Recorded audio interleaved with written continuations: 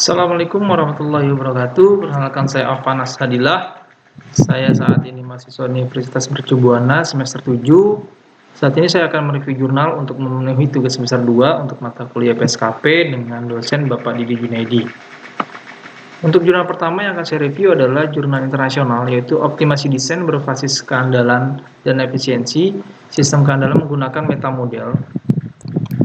Untuk penulis jurnal ini adalah Gordon Savage dan Yong Kep Sonka dengan terbit pada tahun 2020 tanggal 19 Juni. Satu jurnal ini adalah jurnal internasional. Untuk dasar teori dari jurnal ini adalah penerapan optimasi desain berbasis keandalan yaitu RBDO untuk menurunkan sistem merupakan tantangan karena interaksi terus-menerus antara menghitung waktu dan memindahkan titik desain untuk mengoptimalkan berbagai tujuan. Untuk metode yang digunakan pada jurnal ini adalah yang pertama, memiliki beberapa kekurangan. Sebagian besar pendekatan perkiraan probabilitas melalui metode yang memanggil titik kegagalan paling mungkin. Lalu yang kedua, toleransi hampir selalu dikeluarkan dari daftar parameter desain. Dan tanpa toleransi, biaya moneter yang sebenarnya tidak dapat ditentukan, terutama dapat dalam sistem manufaktur.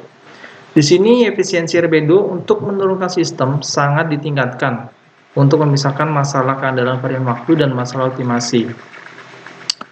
Lalu untuk metode penelitian pada jurnal ini adalah ada beberapa yang dilakukan. Pada langkah pertama, yaitu sebuah metamodel dibangun secara eksplisit menghubungkan reliabilitas varian waktu dengan ruang desain. Lalu pada langkah kedua, pendekatan biasa dilakukan pada saat sekarang proses optimasi memanggil metamodel keandalan varian waktu untuk mengevaluasi keandalan sistem dengan cepat pada titik waktu yang dipilih. Lalu untuk hasil dan pembahasan dasar-dasar dari RBDO atau yang biasa disebut Reliability Based Design Optimization, yang pertama adalah CFD dan keandalannya. Penggunaan pada umumnya dan pelanggan pada khususnya melihat kinerja sistem dan produk dalam hal sistem seri 46-49. Bagi mereka, keandalan sistem pada suatu saat T adalah probabilitas bahwa semua respon varian waktu memenuhi batas kritis sebelum waktu T. Lalu untuk tujuannya adalah tujuan dari jurnal ini, penelitiannya adalah untuk masalah optimasi dapat bervariasi, namun biaya moneter selama masa pakai produk cukup umum. Lebih khusus lagi, berbagai biaya yang diperlukan dipertimbangkan, meliputi biaya kehilangan kualitas, biaya scrap, dan biaya produksi. Lalu yang kedua, untuk pengembangan metamodel. Di sini kami menganggap keandalan sebagai output adalah sebagai berikut. Yang pertama, parameter desain dan data pelatihan. Metamodel mungkin dapat dikelola, tetapi efektif dengan pemilihan parameter desain yang bijaksana. Ada 3 faktor yang membantu pemilihan. Yang pertama, analisis kepentingan yang membandingkan perubahan dan respon. Lalu yang kemudian, untuk menentukan nilai normal yang masuk akal, apa yang disebut desain parameter dapat digunakan untuk memaksimalkan pada waktu 0. Lalu berikutnya adalah rasa besar variasi parameter yang masuk akal tentang nilai nominalnya dapat ditentukan dari informasi sensitif menggunakan R dalam kurun T sampai dengan 0. Sebuah metamodel kuadrat terkecil yang bergerak. Untuk metamodel kami menggunakan dua matriks D dan R sesuai dengan kuadrat bergerak 34 untuk situasi waktu distrik. Pertimbangan pada set pertama katakanlah P, maka matriks robot WP dibuat yang secara efektif. Untuk kesimpulan dari jurnal internasional ini adalah kunci efisiensi adalah metamodel yang menghubungkan keandalan varian waktu dengan ruang desain. Pendekatan metamodel dibandingkan dengan metode tradisional di mana keandalan dihitung dengan MCS untuk setiap titik desain. Dalam 3 skenario, pengurangan waktu menggunakan pendekatan metamodel adalah signifikan dan akurasi dari setiap perhitungan reliabilitas dapat diterima. Metamodel yang sama digunakan di semua skenario desain. Pendekatan baru memperoleh solusi yang sebanding dan lebih optimal. Lalu berikutnya untuk jurnal yang kedua, yaitu jurnal nasional dengan judul Evaluasi Manajemen Perawatan dengan metode Reliability Center Maintenance atau RCM2 pada mesin blowing 1 di Plant 1 PT Tekstil Prisma Putra. Penulis dari jurnal ini adalah Diana Puspitasari dan Muhammad Faisal Ridho, diterbitkan pada tanggal 24 Juni 2016. Dasar teori dari jurnal ini adalah metode yang diterapkan pada penelitian ini adalah RCM2. penelitian tentang mesin blowing 1 karena memiliki downtime tinggi. Kondisi mesin tua menyebabkan downtime masing-masing mesin bervariasi berdasarkan hasil observasi telah diperoleh, maka diperlukan perencanaan perawatan yang optimal dengan metode RCM2.